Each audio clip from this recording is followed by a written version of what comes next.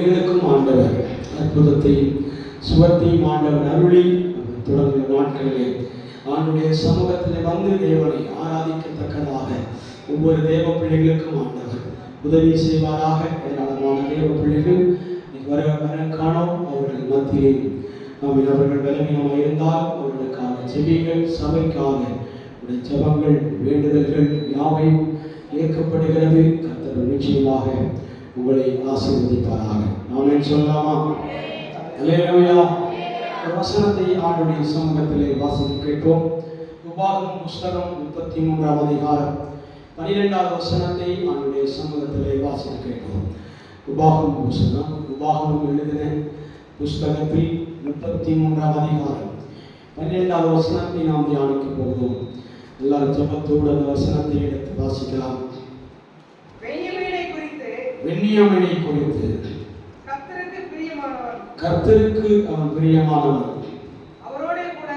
அவரோடு கூட சுகமாய் தங்கி இருப்பார். அவனை எந்நாளும் அவர் காப்பாற்றி அவன் எல்லைக்குள்ளே வாசமாய் இருப்பார் என்றார். பென்யமீனை குறித்து கர்த்தருக்கு பிரியமானவன், அவரோடு சுகமாய் தங்கி இருப்பார். அவனை எந்நாளும் அவர் காப்பாற்றி அவன் எல்லைகளுக்குள்ளே வாசமாக இருப்பார் என்றார். எல்லா கண்களையும் அணைப்போம். பரலோக தேவனை நோக்கி பார்ப்போம். கர்த்தர் இந்த வார்த்தைகளின் மூலமாக நம்மோடு பேசும்படியாக யெகோவா ஈரே, யெகோவா ஷம்மா, யெகோவா ரூபா என்று அழைக்கப்படுகிற கர்த்தருடைய நாமம் இந்த இடத்தில் வெளிப்பட வேண்டும். எல்லா கண்களையும் அணைப்போமா? ஹல்லேலூயா, ஹல்லேலூயா. கர்த்தர் நம்மை நீதிமான்களாய் மாற்றி உங்களுடைய ஸ்தானத்தில் நம்மை வைத்திருக்கிறார். உங்களை ஆசீர்வதிப்பதே கர்த்தருக்கு பிரியம். இஸ்ரவேலை ஆசீர்வதிக்கும்படியாக உங்களுடைய கரம் இந்த இடத்திலே வெளிப்பட்டுக் கொண்டிருக்கிறார்.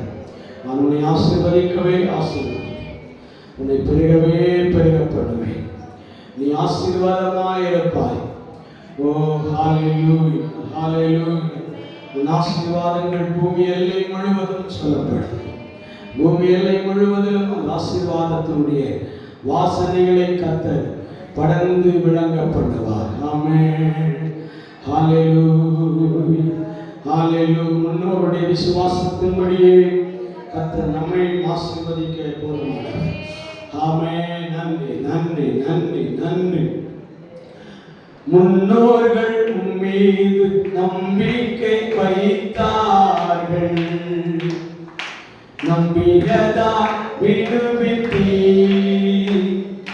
முன்னோர்கள் மீது நம்பிக்கை வைத்தார்கள், நம்பியதா விடுவித்தீ.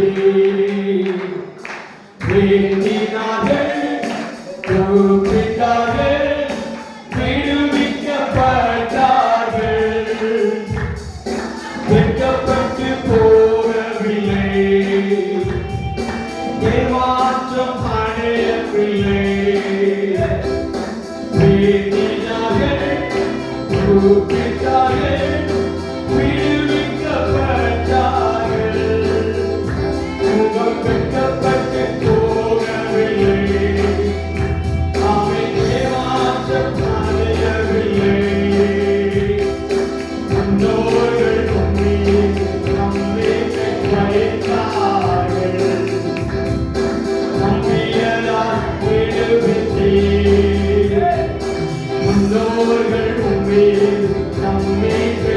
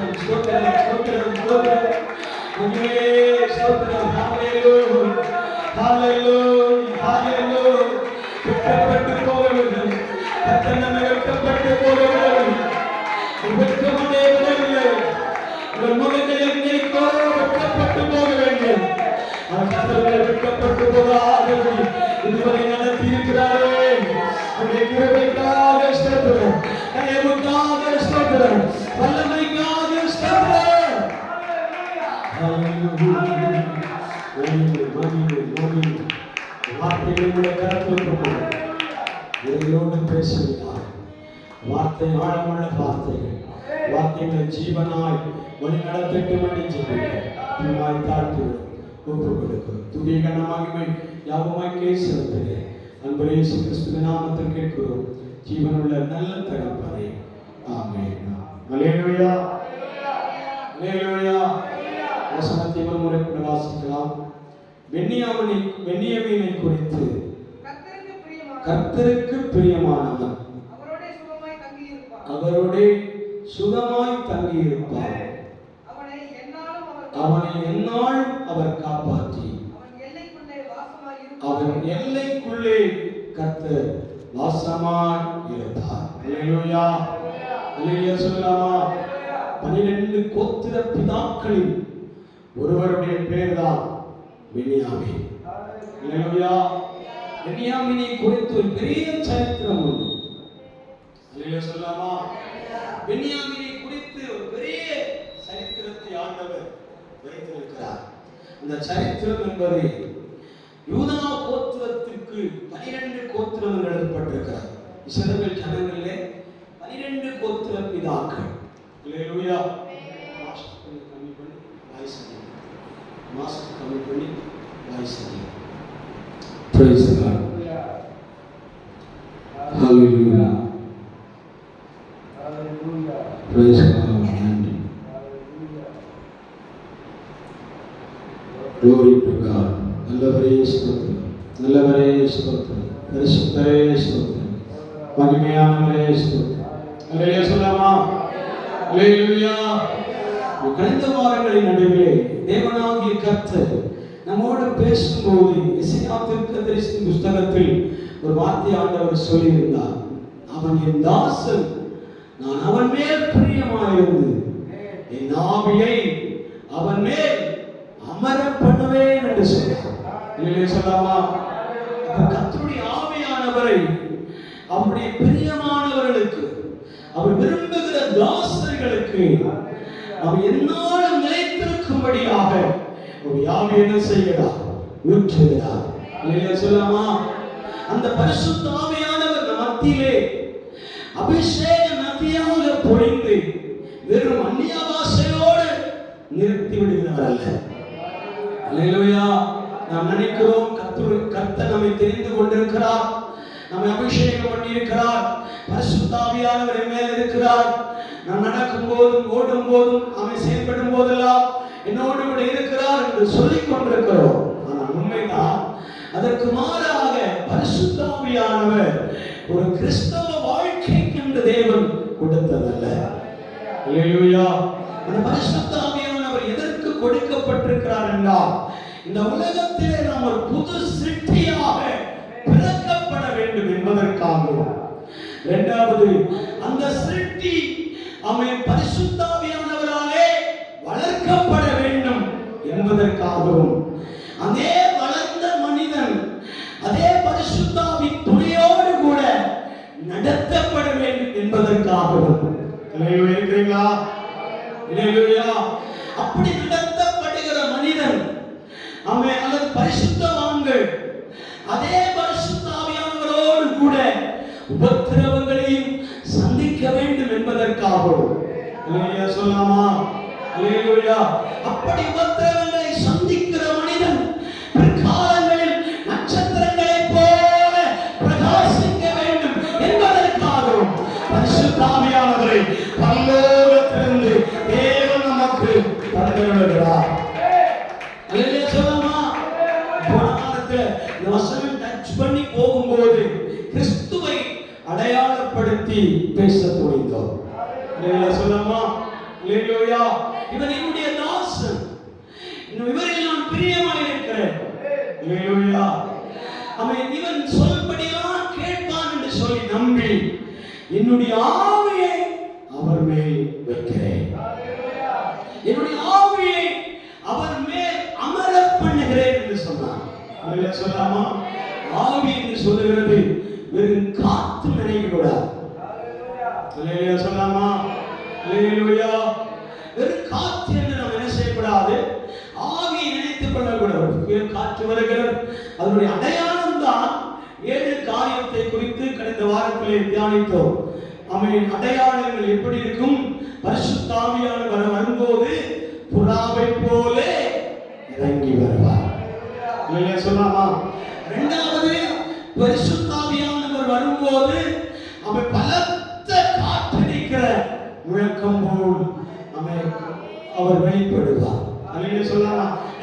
மூன்றாவதாக பார்க்கும்போது அக்கினிமயமான நாவுகள் பிரிந்திருக்கும் என்று எழுதப்பட்டிருக்கிறார். சொல்லப்பா. தொடர்ச்சியாக 7 காரியங்கள். அவர் அபிஷேக எண்ணெயாய் வெளிப்படுவார், அபிஷேக தைலமாய் வெளிப்படுவார். சொல்லலாமா? அல்லேலூயா.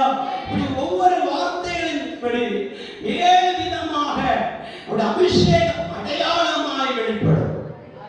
நமக்கு வெளிப்பட்ட அந்த ஆவியானவர் நமக்குள்ளே என்ன ப்ரொடக்ஷன் பண்ணுகிறார், என்ன வெளிப்படுத்துகிறார், என்ன காரியம் நம்மிடத்திலிருந்து கிரியை நடப்பிக்கிறார் என்பதை வேகமாக சொல்லிக்கொண்டு விஞ்ஞானின் சரித்திரத்துக்கு போகிறேன்.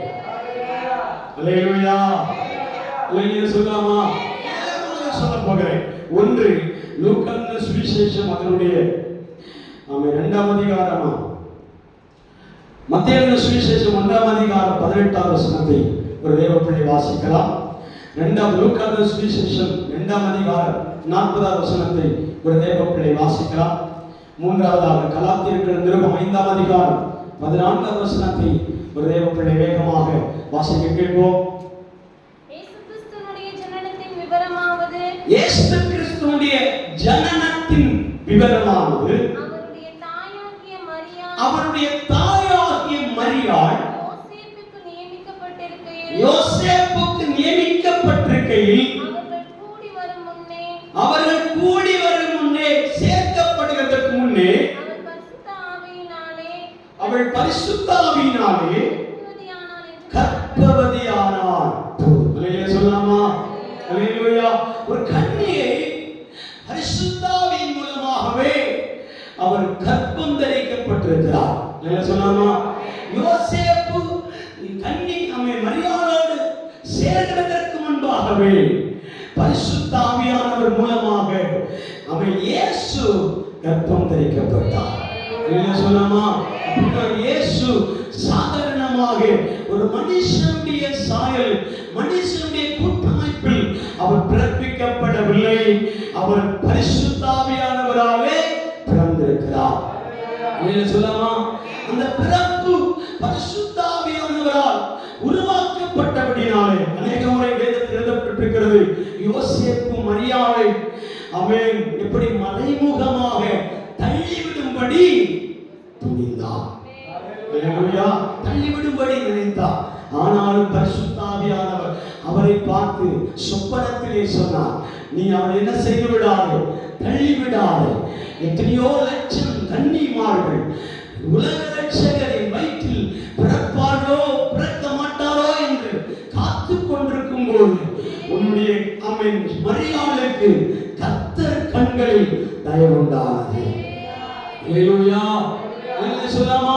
கர்த்தருடைய கண்களில் அவனுக்கு தயவு கிடைத்தபடினாலே ஒரு உலக மேசியா, உலக ரட்சகர் அவன் கற்பத்தில் வளருகிறார், அவனை தள்ளிவிடக் கூடாது என்று சொல்லி தேவன் அவனுக்கு பிரமாணம் கொடுத்தபடினாலே நம்மை கிறிஸ்துவனுடைய பிறப்பு பரிசுத்த ஆவியின் மூலமாய் உருவாக்கப்பட்டார். அல்லேலூயா, அல்லேலூயா.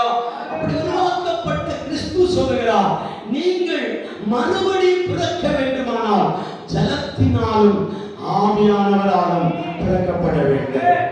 அல்லேலூயா. ஆவியானவருடைய அவன் பிறப்பு தான் ஃபர்ஸ்ட் பிறப்பு. அல்லேலூயா சொல்லாமா? புது சிருஷ்டி என்று எழுதப்பட்டிருக்கிறது. இரண்டாவது எழுதப்பட்டிருக்கிறது லூக்கான சுவிசேஷம் 4ஆம் அதிகாரம் 40வது வசனத்தில் எழுதப்பட்டிருக்கிறது, பரிசுத்த ஆவியானவரால் பிறப்பிக்கப்பட்ட குமாரன் அவன் நாளடைவிலே அதே பரிசுத்த ஆவியானவர் அவரை பத்திரமாய் வளர பண்ணினார்.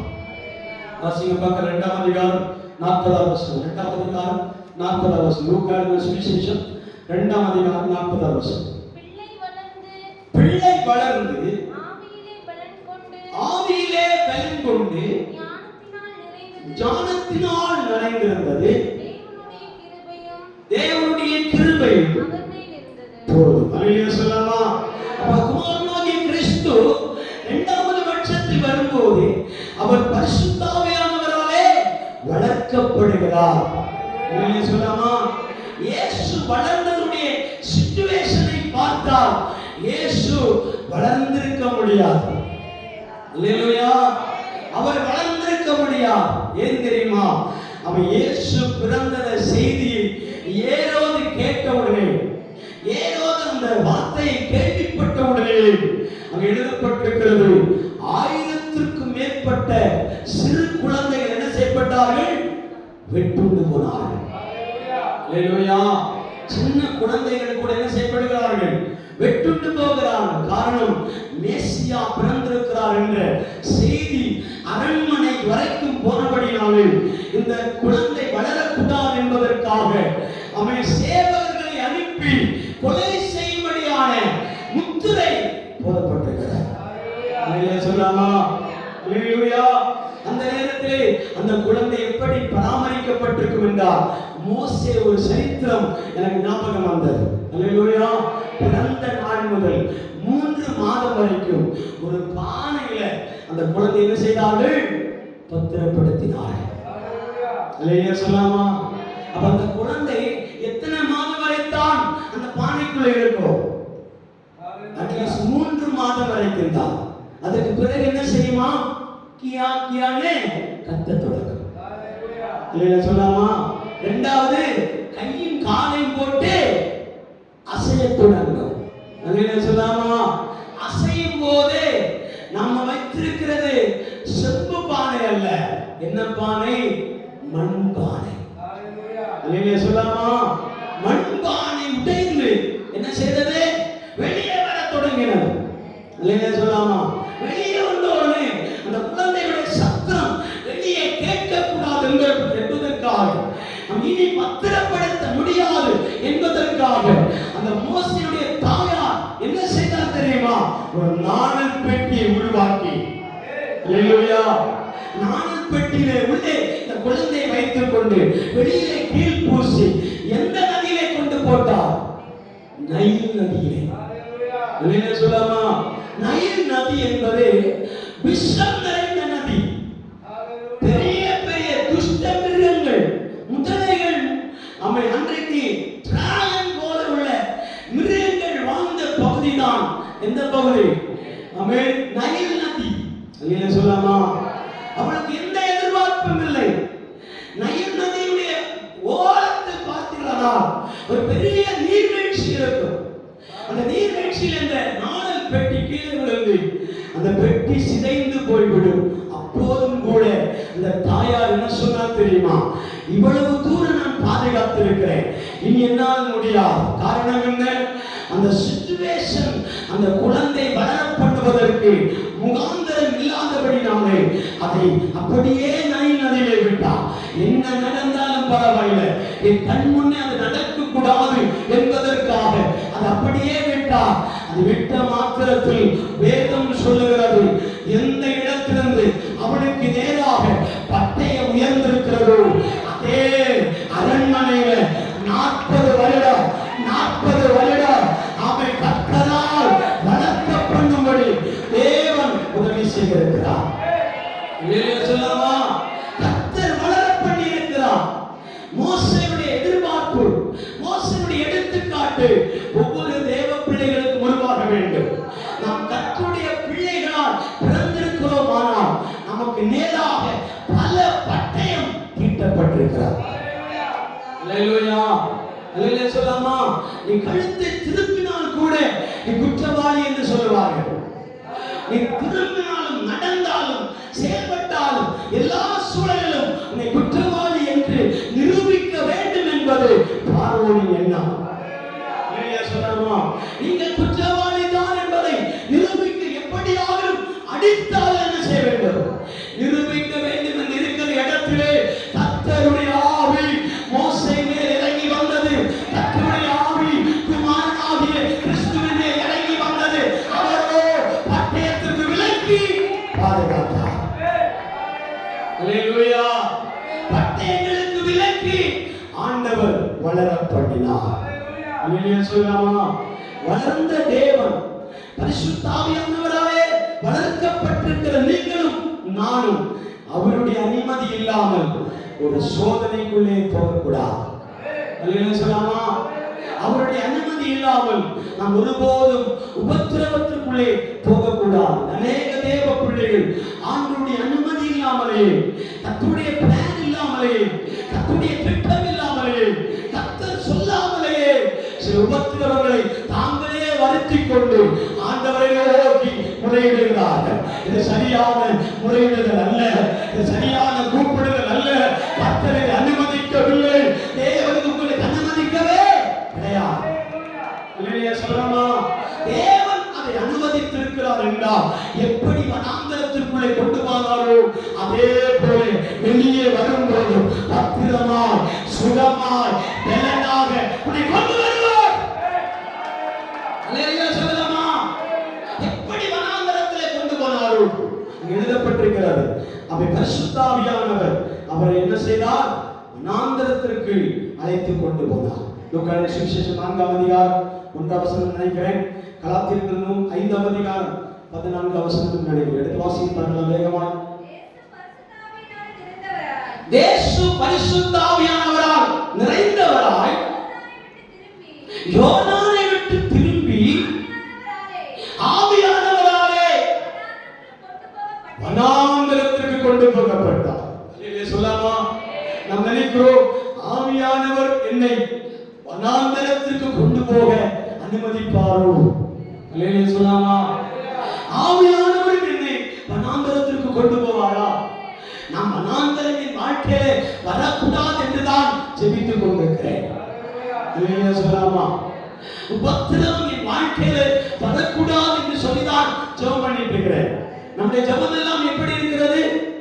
எனக்கு ஆரோக்கியம் வர வேண்டும், சுகம் உண்டாக வேண்டும், வாழ்வு செழிக்க வேண்டும், உயர்வு கிடைக்க வேண்டும், அவன் நாம் ஜெயிக்க வேண்டும் என்றெல்லாம் தான் நம்முடைய ஜெபம் உண்டாகும். ஒருபோதும் உபத்திரவத்தை குறித்தோ, சோதனைகளை குறித்தோ, வேதனைகளை குறித்தோ, கண்ணீரை குறித்தோ என் வாழ்க்கையிலே உபத்திரம் வர வேண்டும் என்று சொல்லி யாரும் ஜெபிப்பதில்லை. அல்லேலூயா சொல்லலாமா? ஆனால் கர்த்தர் சொல்லுகிறார், கர்த்தருடைய ஆவி உங்கள் மேல் இறங்கி வரும்போது நீங்கள் கர்த்தராலே பிறப்பிக்கப்படுவீர்கள். இரண்டாவது, நீங்கள் கர்த்தராலே வளர்க்கப்படுவீர்கள். மூன்றாவது, கர்த்தரே உங்களை நடத்துவார். பிறப்பிக்க பண்ணவருக்கு வளர்க்க தெரியும். அல்லேலூயா சொல்லலாமா? வளர்க்க பண்ண தேவனுக்கு உன்னை நடத்தவும் தெரியும். அல்லேலூயா சொல்லலாமா? அல்லேலூயா சொல்லலாமா?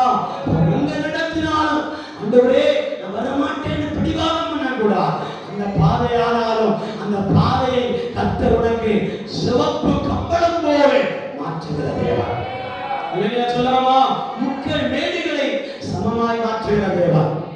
அல்லேலூயா சொல்லலாமா? பள்ளங்களை நேராய் மாற்றுகிற தேவன். அல்லேலூயா பார்க்க நம்முடைய மாம்ச கண்களை பார்க்கும்போது முட்களாய் தெரியும். நம்முடைய மாம்ச கண்களை பார்க்கும்போது கரடு முரடாய் தெரியும். அல்லேலூயா சொல்லலாமா? இருக்கிறீங்களா? அல்லேலூயா. நம்முடைய கண் பார்வையை தெரியும் போது சோதனை அலை போல வருகிறது போல இருக்கும். ஆனால் வேதம் சொல்லுகிறது அதன் நடுவிலே கர்த்தர் உன்னை எப்படி கொண்டு போனாரோ அதே போல திரும்ப தேவன் அதி பயங்கரமாக வல்லமை படைத்தவராக, அல்லேலூயா, ஆவியிலே பலன் கொண்டவராக திரும்ப வந்தார். அந்த வசனம் அப்படிதான் முடிக்கப்படுகிறது. அவர் ஆவியானவரால் வனாந்தரத்தில் கொண்டு போகப்பட்டார். திரும்ப ஆவியினாலும் வல்லமையினாலும் நிறைந்தவரால் இறங்கி வந்தார். எப்படி நிறைந்து வந்தார்? 40 வருடமாய் இஸ்ரவேல் ஜனங்கள் வனாந்தரத்தை கடக்க முடியாதிருக்கும் போது 40 நாளில் கர்த்தருடைய முழங்காலில் வனாந்தரத்தை சமபூமியாய் மாற்றினார். உங்களுடைய ஜெபம் தான், உங்களுடைய விசுவாசம் தான், உள்ளான ஜெபம் தான். நீங்கள் எந்த அளவுக்கு ஆண்டவருடைய சமூகத்திலே ஜெபிக்க தயாராகிறீர்களோ, ஜெபிக்க உட்கார்கிறீர்களோ, எந்த அளவுக்கு நீங்கள் கர்த்தர் மேல் உள்ள பற்றுதலை அதிகரிக்கிறீர்களோ அந்த அளவுக்கு கர்த்தர் உங்களை வெட்கப்பட்டு விட மாட்டார், கைவிட மாட்டார், உன்னை விட்டு விலக மாட்டார், உன்னை வெட்கப்படுத்தவே மாட்டார். அல்லேலூயா. வெட்கப்படுத்த மாட்டார். முன்னிலை விட நிலைமையை விட பின்னிலைமையை அதிக பிரகாசம் உள்ளவர்களாக மாற்றுவார். அதிக பிரகாசம் உள்ளவர்களாக தேவன் உங்களை மாற்றுவார். அல்லேலூயா சொல்லலாமா? வளர பண்ணின தேவன் அவருடைய ஊழியமும் பயங்கரமாக இருந்தது. பரிசுத்த ஆவியானவர் அவர் எங்கெல்லாம் கொண்டு போனாரோ அங்கெல்லாம் அவருடைய ஊழியத்தை பலமாய் செய்து முடித்தார். கடைசி சொல்ல வேண்டிய வார்த்தை பொழுது சொல்லுகிறேன். கிறிஸ்துவோ மரித்தோர்களின் நடுவில் ஆவியினுடைய கூடாரத்திற்குள் போய் பிரசங்கம் பண்ணினார். அவன் சுமார் 200 கோடிக்கும் ஜனங்கள் ரட்சிக்கப்பட்டார்கள். அல்லேலூயா சொல்லலாமா? பரிசுத்த ஆவியானவரால் நிறைந்தவரால் எங்கே சுவிசேஷம் அறிவித்தார்? எங்கே அவன் பிரசங்கம் பண்ணா தெரியுமா? ஆவிகள் இருக்கிற இடத்துல. அல்லேலூயா. ஆவிகள் எங்க இருக்கும்? சுடுகாட்டில் இருக்கும். அல்லேலூயா. முன்னோர்கள் மரித்த பரிசுத்தவான்கள் அவன் மூதாதையர்கள் எல்லாருடைய சடலங்களும் எங்கே வைக்கப்படுகிறதோ அங்கே அவர் உள்ளே போய் பிரசங்கம் பண்ணினார். வசனங்களுக்கு ஞாபகம் இல்லை. அல்லேலூயா. பிரசங்கம் பண்ணும்போது அந்த பரிசுத்தவான்கள், பழைய ஏற்பாட்டு பரிசுத்தவான்கள் எல்லாரும் நிலை குலைந்திருக்கும் போது நாம் எங்க போய் எப்படியே புண்ணியத்தை முடிப்போம் எதிர்பார்த்து கொண்டிருக்கும் போது கிறிஸ்து அடையாளப்படுத்தினார். இதோ புதிய ராஜ்யம் வரப்போகிறது. அல்லேலூயா. அல்லேலூயா சொல்லலாமா? ஒரு புதிய ரூபம் வெளிப்பட போகிறார். புதிய ராஜ்யத்தை கர்த்தர் உங்களுக்கு தரப்போகிறார். நம்பிக்கை உள்ளவர்களே அரணுக்கு திரும்புங்கள். அல்லேலூயா சொல்லலாமா? அல்லேலூயா. வார்த்தை நான் அப்படியே மாற்றி வைத்து விட்டு அவன் பென்னியாமீனை குறித்து சில வார்த்தைகளை சொல்லி நான் ஜெபிக்க விரும்புகிறேன். அல்லேலூயா சொல்லலாமா? வசனத்தை கூட வாசிக்க பார்க்கலாம். உபாகமம் எழுதின புஸ்தகம் 33ஆம் அதிகாரம் 12ஆம் வசனம். பென்னியாமீனை குறித்து ஆண்டவர் சொல்லுகிறார், நீ எனக்கு பிரியமான மனுஷன். இரண்டாவது, அவரோட நீ சுகமாய் தங்கியிருப்பாய். மூன்றாவது, அவன் எல்லை அவனை உண்டாக்கி அவன் எல்லைக்குள்ளே அவர் வாசமாயிருப்பார். சொல்லாமா? அல்லேலூயா. இந்திய அந்த இஸ்ரவேலுடைய மேப்பை நீங்கள் எடுத்து அவன் பார்ப்பீர்களானா அங்கே வரிசை வரிசையாக என்ன எழுதப்பட்டிருக்கும்? கோத்திர பிதாக்களுடைய பேர் எழுதப்பட்டிருக்கும். கடைசி பேஜுடைய முந்தின பேஜ் எடுத்து வாசி பார்க்கலாம். கோத்திர பிதாக்களுடைய பேர்கள். ஃபர்ஸ்ட் ரூபனுடைய பேர் எழுதப்பட்டிருக்கும். ரூபன், சிமியோன், யூதா. நிறுத்தி வாசி. ரூபன், சிமியோன், யூதா, செபுலூன், இசக்கார், தான், ஆசேர், நப்தலி, எப்ராயிம், மனாசே, பென்யமீன். அல்லேலூயா. கோத்திரத்தின் அடிப்படையிலே பென்யாமீனுடைய பேர் எங்கே வருகிறது? கடைசியில் வருகிறது. இல்லையா? சொல்லாமா? இருக்கிறீங்களா? வேதவசனம், பிரமாணம், சரித்திரம் சொல்லுகிற வார்த்தை. இல்லையா? சொல்லாமா? 12வது இடத்திலே தான் பென்யாமீன் இருக்கிறார். ஆனால் யாக்கோபு அவரை ஆசீர்வதிக்க தொடங்கும் போது 4வது இடத்திற்கே பென்யாமீனை கொண்டு வருகிறார். இல்லையா? சொல்லாமா? ஃபர்ஸ்ட் யாரை ஆசீர்வதிக்கிறார்? ரூபன். 2வது யூதா. 3வது லேவி. லேவிக்கு அடுத்து ஆசீர்வதிக்கும் போது யாரை ஆசீர்வதிக்கிறார்? பென்யாமீனை ஆசீர்வதிக்கிறார். இல்லையா? சொல்லாமா? அல்லேலூயா. பென்யாமீனை கர்த்தர் ஆசீர்வதிக்கும் போது 3 காரியத்தை சொல்லி ஆசீர்வதிக்கிறார். என்ன சொல்லுகிறார்? பென்யாமீனை குறித்து கர்த்தருக்கு பிரியமானவன் என்று சொல்லுகிறார். இல்லையா? சொல்லாமா? நீ எனக்கு பிரியமான மனுஷன், பிரியமான மனுஷன். இல்லையா? சொல்லாமா? நாம் யாருக்கு பிரியமா இருக்கிறோமோ இல்லையோ கர்த்தருடைய பார்வையில் நீங்களும் நானும் பிரியமுள்ளவர்களாக இருக்க வேண்டும். அல்லேலூயா. இல்லையா? சொல்லாமா? அதான் வேதம் சொல்லுகிறது, பிரியமாவே உன் ஆத்துமா வாழ்வதைப் போல எல்லாவற்றிலே வாழ்ந்து சுகமாக. இல்லையா? சொல்லாமா? பிரியமானவருடைய வாழ்வு அப்படி இருக்கும். கர்த்தர் நேசிக்கிறவருடைய வாழ்க்கையை அப்படி தேவன் மாற்றுவார். இல்லையா? சொல்லாமா? இந்த கர்த்தரை எந்த அளவுக்கு நேசிக்கிறீர்களோ அந்த அளவுக்கு கர்த்தர் நம்முடைய ஆத்துமாவின் மேல் அவர் சொல்லுவார், பிரியமானவரே. இல்லையா? சொல்லாமா? கர்த்தருக்கு பிரியமானவன் என்ற ஒரு ஸ்தானத்தை பென்யாமீன் அடைந்து கொண்டான். அல்லேலூயா. 2வது எழுதப்பட்டிருக்கிறது, அவன் சுகமாக அவரோடு தங்கியிருப்பார். இல்லையா? சொல்லாமா? ஒரு சுக வாழ்வு நமக்கு கிடைக்கணும்னா அது கர்த்தருடைய சமூகத்தில் மட்டும்தான் அந்த சுக வாழ்வை ஆண்டவர் கொடுப்பார். அல்லேலூயா. அல்லேலூயா. சொல்லாமா? சரி, சரித்திரத்தை சொல்லுகிறேன். பென்யாமீன் ஏன் ஆண்டவருக்கு பிரியமானவன்? ஏன் அவன் சுகமாய் தங்கியிருப்பான்? 3வதாய் அவர் நடுவிலே நான் வாசமாயிருப்பேன் என்று சொல்லக்கூடிய காரணம் என்னவென்றால், எருசலேம் தேவாலயம் கட்டுவதற்கு இடமில்லாதிருக்கும் போது பென்யாமீன் கோத்திரத்தார்கள் தான் ஆலயம் கட்டும்படி இடத்தை கொடுத்தார்கள். அல்லேலூயா. சொல்லாமா? பென்யாமீனுக்கு பிரிக்கப்பட்ட ஒரு கோத்திரம் கிடைக்கும் போது அந்த கோத்திரத்தின் மைய பகுதியிலே தான் எருசலேம் அடங்கி இருந்தது. அல்லேலூயா. சொல்லாமா? எருசலேம் ஆபிரகாமுடைய வாழ்க்கையில் எருசலேம் என்பது மோரியா என்று அழைக்கப்பட்டது. அல்லேலூயா. சொல்லாமா? இந்த வசனத்தை நீங்கள் வாசிக்க பார்க்கலாம். ஆதியாகமம் புஸ்தகம் அதனுடைய 22ஆம் அதிகாரம் 1 முதல் 7 வசனங்களை வாசிப்போம். இந்த காரியங்கள் நடந்த பின்பு தேவன் ஆபிரகாமை சோதித்தார். எப்படியெனில் கர்த்தர் அவனை நோக்கி ஆபிரகாமே என்றார். இதோ அடியேன் என்றார். அப்பொழுது அவர்,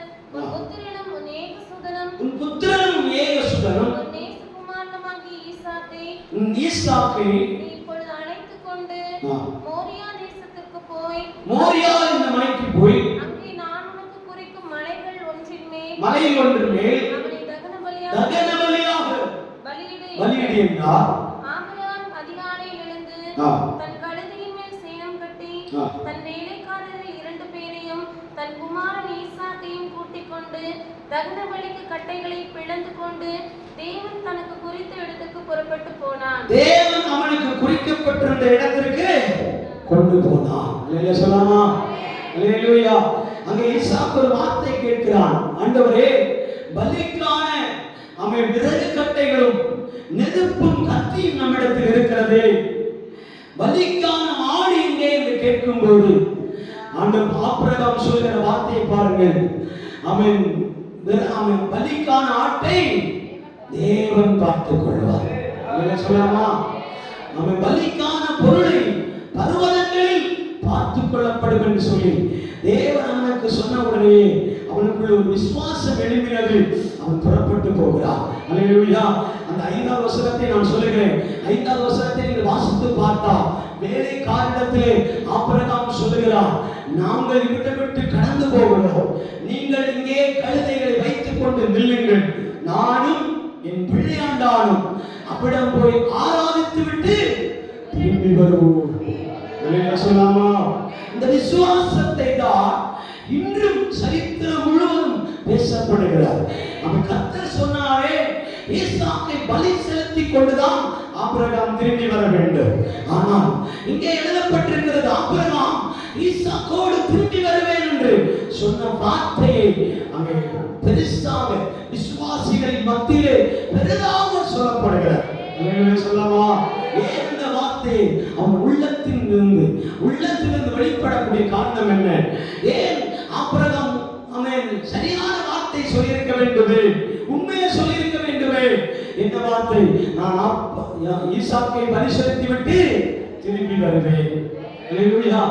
அப்படி சொல்லியிருக்க வேண்டும். ஆனால் இங்கே எழுதப்பட்டிருக்கிறது, நானும் என் பிள்ளையாண்டானும் அப்படி விட்டு போய் திரும்பி வருவோம். சொல்லலாமா? அப்படி சொல்லக்கூடிய மனது ஆபிரகாமுக்குள் வெளிப்படக்கூடிய காரணம், மோரியா மலையில் கர்த்தர் அவனுக்குரிய காரியங்களை ஒழுங்குபடுத்துவதை இங்கிருந்தே தரிசனமாய் பார்க்கிறார். இங்கிருந்தே தரிசன கண்களிலே அவன் பார்த்துக் கொண்டிருக்கிறான்.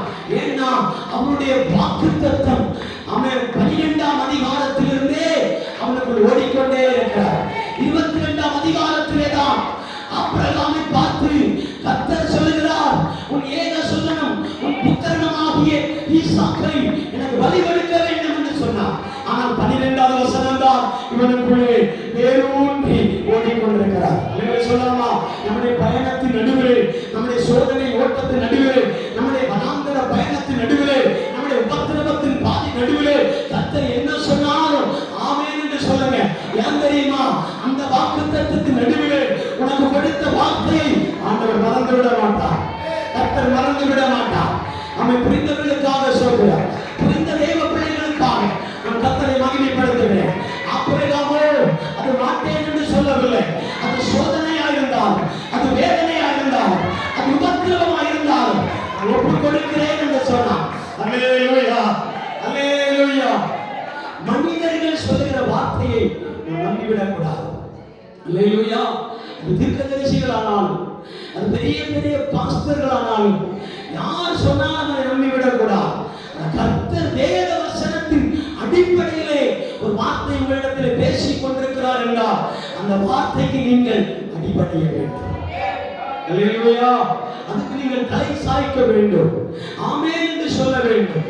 அல்லேலூயா சொல்லலாமா? மோரியா மலையில் போகிற வரைக்கும் இந்த உள்ளத்தில் என்ன ஓடிக்கொண்டிருந்தது தெரியுமா? 12ஆம் அதிகாரத்திலே கர்த்தர் சொன்னார், நம்மை வானத்து நட்சத்திரங்களை போல பெருகப்பட்டவன், பூமியின் மணலை போல உன்னை நான் பெரிய ஜாதியாய் மாற்றுவேன் என்று சொல்லியிருக்கிறாரே. அல்லேலூயா. கர்த்தர் ஒன்றே ஒன்று கொடுத்திருக்கிறார், அதை திரும்ப கேட்கிறாரே. அல்லேலூயா சொல்லலாமா? அல்லேலூயா. திரும்ப கேட்கிறாரே என்று சொல்லி நாம் மனமடிவா இருந்திருப்போமானால் ஆண்டவர் மோரியா மலையை தேர்ந்தெடுக்க முடியாது. அல்லேலூயா. இந்த கர்த்தர் நமக்காக ஒரு மோரியா மலையை ஏற்பாடு பண்ணி வைத்துக் கொண்டு உன்னை அந்த இடத்துக்கு அழைக்கிறார். அல்லேலூயா சொல்லா, வா மகனே, ஆமே வா மகனே என்று சொல்லி அந்த இடத்திற்கு அழைக்கும் போது தைரியமாய் போக வேண்டும். அந்த வேலைக்காரனிடத்தில் சொன்ன வார்த்தை உள்கருத்து என்ன தெரியுமா?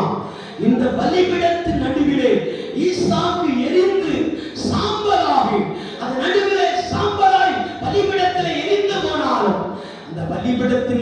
இல்லாததிலிருந்து 9 ஈசாக்கை ஆண்டவர் எனக்கு எழுப்பி தருவார். அவர் வல்லமை உள்ளவர், அவர் சர்வ சிருஷ்டி. சொல்லலாமா? யெகோவா ஈரே என்றார். சர்வ வல்லவர் என்ற வார்த்தை அர்த்தம் என்ன? யெகோவா ஈரே, எல்லாம் பார்த்துக் கொள்வார். சொல்லலாமா? ஆபிரகாம் தான் இந்த வார்த்தை முதலாவது சொல்வார். என்ன வார்த்தை? கர்த்தர் சர்வ வல்லவர். சொல்லலாமா? ஈசாக்கை அவர் கரத்திலே பெற்றுக்கொண்டு அவன் சொன்ன முதல் வார்த்தை என்ன தெரியுமா? கர்த்தர் சர்வ வல்லவர். சொல்லலாமா? எல்லாம் சாத்தியமாகும். அவர் சொன்னதை போல நான் செய்திருக்கிறேன். கர்த்தரோ எனக்கு அதை திரும்ப கொடுத்து பெருக பண்ணினார். கோத்திரங்களை பிரிக்கும் போது கோத்திரம் வகை வகையாக பிரிக்கப்படுகிறது. ரூபனுக்கு இந்த ஏரியா, சிமியோனுக்கு இந்த ஏரியா, யூதாவுக்கு இந்த ஏரியா, ஆமென், நப்தலிக்கு இந்த ஏரியா என்று பிரித்துக் கொண்டிருக்கும் போது பென்யாமின் கோத்திரத்தின் நிலப்பரப்பிற்குள்ளேதான் இந்த மோரியா மலை அமைந்திருந்தது. சொல்லலாமா? இந்த மோரியா மலையை கிரேக்க பாஷையில் என்ன சொல்வார்கள் தெரியுமா? தோளின் ஒரு மனிதன் தோளின் மேலே ஒரு பாறாங்கல்லை எடுத்து வைக்கிறதை போல சாயலாய் மாறும். அல்லேலூயா சொல்லலாமா? அல்லேலூயா. அப்படி அந்த இஸ்ரவேல் நாட்டை முழுவதும் சுற்றி பார்க்கும் போது இந்த எருசலேம் தேவாலயத்துடைய வடிவமைப்பு அந்த ஒரு மனிதன் தோளில் ஒரு பாறாங்கல்லை தூக்கி வைக்கிறதை போல காட்சி அளிக்கலாம். அல்லேலூயா சொல்லலாமா? அல்லேலூயா சொல்லலாமா? அப்ப தேவன் ஏன் பென்யாமீனை ஆசீர்வதிக்க தொடங்கினார் அல்லது எனக்கு பிரியமானவன் என்று சொல்ல தொடங்கினான் என்றால் அங்கு எழுதப்பட்டிருக்கிறது, பென்யாமீனோ எனக்கென்று ஒரு ஆலயம் கட்டுவதற்கு இடத்தை கொடுத்தார். அல்லேலூயா சொல்லலாமா? இடத்தை கொடுத்தார். இடத்தை கொடுத்தபடினாலே அவன் என் எல்லை எங்கும் எப்படி இருப்பான்? மாசமாக இருப்பான். அல்லேலூயா சொல்லலாமா? எல்லை எங்கும் அவனுடைய ஆசீர்வாதம் கீர்த்தியும் புகழ்ச்சியுமாக மாறும் என்று சொன்னார். அல்லேலூயா சொல்லலாமா? அல்லேலூயா சொல்லலாமா? அல்லேலூயா சொல்லலாமா? இந்த வசனத்தை ஒரு முறை கூட வாசிக்க பார்க்கலாம். பென்யாமீன் அந்த ஆதியாகமம் புத்தகம், உபாகமம் புத்தகம் 33ஆம் அதிகாரம் அதனுடைய 12ஆவது வசனம். பென்யமீனை குறித்து கர்த்தருக்கு பிரியமானவன் அவரோடே சுகமாய் தங்கியிருப்பான். அவனை எந்நாளும் அவர் காப்பாற்றி அவன் எல்லைகளுக்குள்ளே வாசமாய் இருப்பார் என்றார். அவன் எந்நாளும் அவனுக்குள்ளே வாசமாய் இருந்து அவனை காப்பாற்றி அவன் சுகமாய் இருந்து எனக்கு பிரியமானவனாய் இருப்பான் என்றார். சொல்லலாமா? பென்யாமீனே, நீ எனக்கு பிரியமானவன்.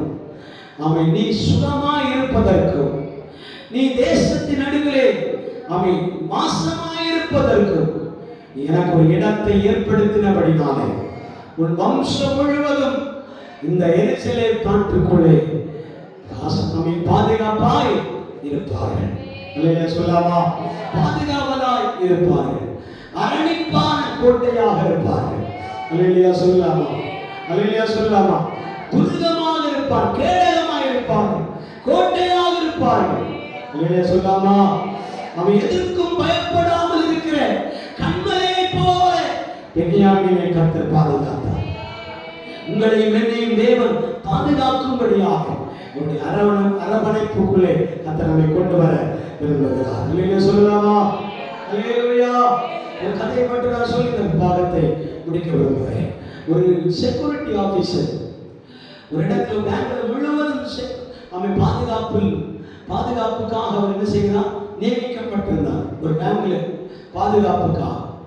திடீரென்று நஷ்டலைட்டுகள் கொள்ளைக்காரர்கள் வந்து அவன் அந்த பேங்கை சூறையாடி கொண்டு இவருடைய இடது பக்க நெஞ்சில் என்ன செய்தார்கள்? குண்டை பாய்த்து விட்டார். விழுந்து கிடந்து கொண்டு சொல்லுகிறார், விழுந்த இடத்துல சொல்லுகிறார், என்னை கொன்று விடாதீர்கள். இந்த பேங்க்ல இருக்கிற சகல பொருட்களை பொன் பொருள் பணங்கள் எல்லாத்தையும் நீங்க எடுத்துக்கொண்டு போங்க, பிரச்சனையே கிடையாது. என்ன மட்டும் நீங்க போகிற வழியில ஆஸ்பத்திரியில போய் கொண்டு போட்டு நீங்க போங்க. ஏன்னா எனக்கு 5 பெண் பிள்ளைகள் இருக்கிறார்கள், அவர்களுக்கு நான் தான் பாதுகாவலா இருக்க வேண்டும். அவருடைய காரியங்களை நாம் செய்ய வேண்டும் என்று அந்த கெஞ்சி கேட்கும் போது அந்த கொள்ளைக்காரர்கள் என்ன செய்யறாங்க தெரியுமா?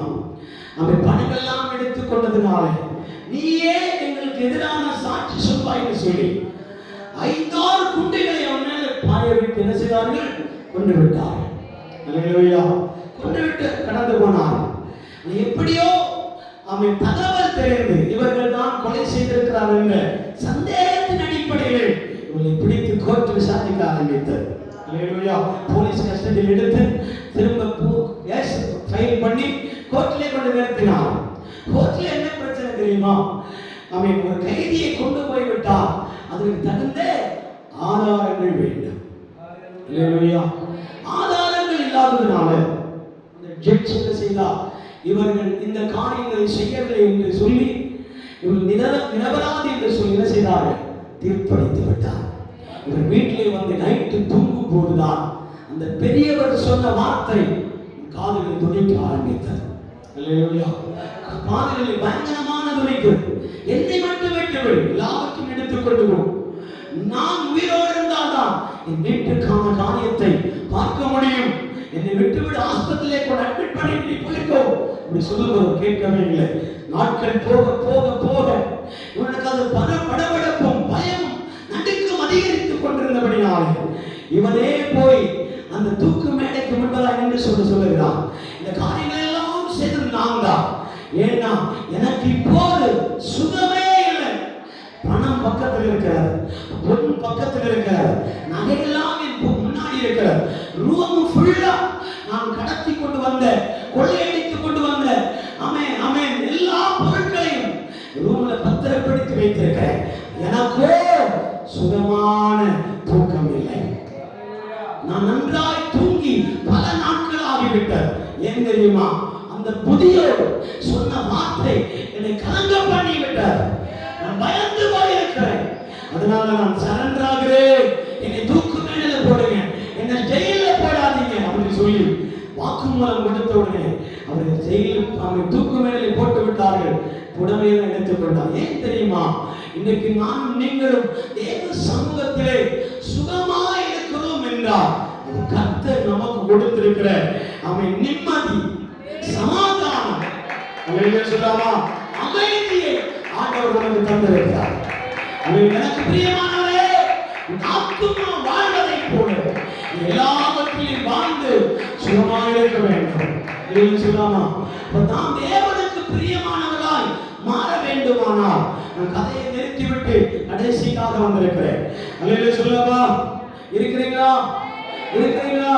நாம் ஆண்டவருக்கு பிரியமானவர்களாய் இருக்க வேண்டுமானால் அந்த பிரியமானவருக்கு நம்மால் முடிந்த காரியத்தை செய்ய வேண்டும். அல்லேலூயா சொல்லாமா? ஒரு கோத்திரத்திற்கே ஆலயத்தை கட்டுவதற்கு இடம் கொடுத்த உடனே அவர் வாசமாய் இருக்கும்படி, அவர் தங்கும்படி, நான் வாசமாய் இருக்கும்படி எனக்கு ஒரு இடத்தை கொடுத்தபடினாலே நீதான் எனக்கு பிரியமானவன், எனக்கு பிரியமானவள், நீ எப்படி இருந்தாலும் சரி, என்ன கலரா இருந்தாலும் சரி. அல்லேலூயா சொல்லலாமா? சுனிமித்தியான் சொல்லுகிறார், ஆண்டவரே நான் கருப்பா இருக்கிறேன், நான் கருப்பா இருந்தாலும் அழகா இருக்கிறேன். அல்லேலூயா சொல்லலாமா? ஏன் தெரியுமா? அங்கு எழுதப்பட்டிருக்கிறது, கர்த்தர் என்னை கலரை பார்த்து நேசிக்கவில்லை, கர்த்தர் என் உள்ளத்தை பார்த்து நேசிக்கிறார். அல்லேலூயா. அவர் சொல்லுகிற வார்த்தை, நான் கருப்பா இருந்தது எப்படி? வெயில் என்னே பட்டது, பிறருடைய தோட்டத்தை நான் காத்தேன், என்னுடைய தோட்டத்தை நான் காக்கவில்லை. சொல்லாமா? பிறருடைய தோட்டம் எல்லாம் பராமரிக்கப்படுகிறது, என்னுடைய தோட்டத்திற்கு கவனிக்க நேரம் பற்றவில்லை, போதாக இருந்தது. வெயில் என்னே பட, அந்த வசனத்தை எடுத்தால் வாசிக்கலாம். வெயில் என்னே பட்டது, நான் கருத்து போனேன். நான் கருத்து போனதுனால பிரியமானவளே என்று கர்த்தர் அழைக்கிறார். சுனமித்தியாளை பார்த்து தொடர்ந்து அதிகாரங்களை வாசிக்கும் எழுதப்பட்டிருக்கிறது, பிரியமானவளே என்று அழைக்கிறார். அல்லேலூயா சொல்லலாம். வாசி. எருசலேமின் குமாரத்திகளே, கேதாரின் கூடாரங்களைப் போலவும் சாலமோனுடைய திரையைப் போல நான் கருப்பா இருந்தாலும் அழகா இருக்கிறேன்.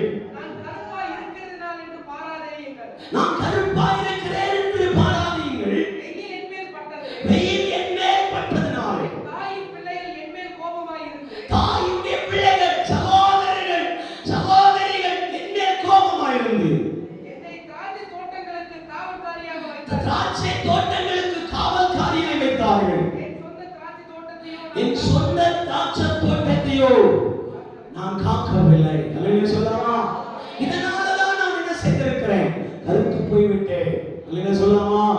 அந்த கருத்த ரூபத்தை பார்த்தும் அவன் என் பிரியமானவளே என்று நேசகுமார் அழைக்கிறார்.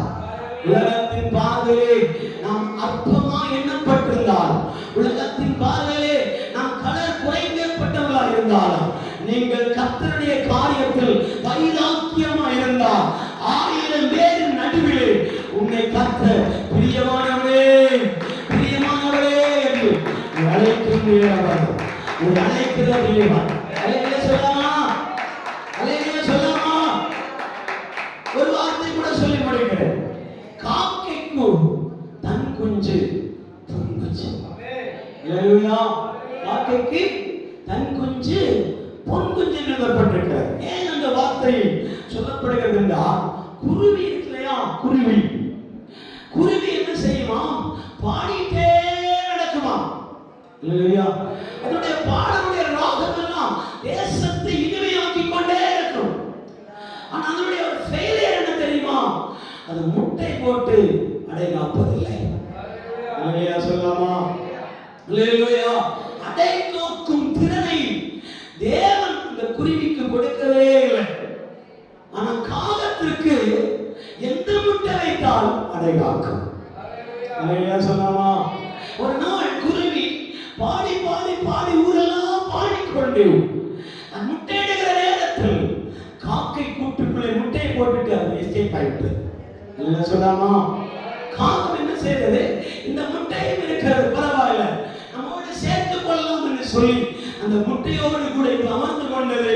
நாட்கள் ஆக ஆக என்ன செய்தது, குஞ்சு பொறிக்க ஆரம்பித்தது. குஞ்சு பொறிக்கும் போது எல்லா முட்டைகளும் காகங்களாக இருக்கும் போது இந்த ஒரு முட்டை மட்டும் வித்தியாசமான ஒரு பிறவியா இருந்ததுனால கொத்தி துரத்தவே இல்லை, கூட வைத்து வளர்த்தது. அல்லேலூயா சொல்லாமா? அல்லேலூயா சொல்லாமா?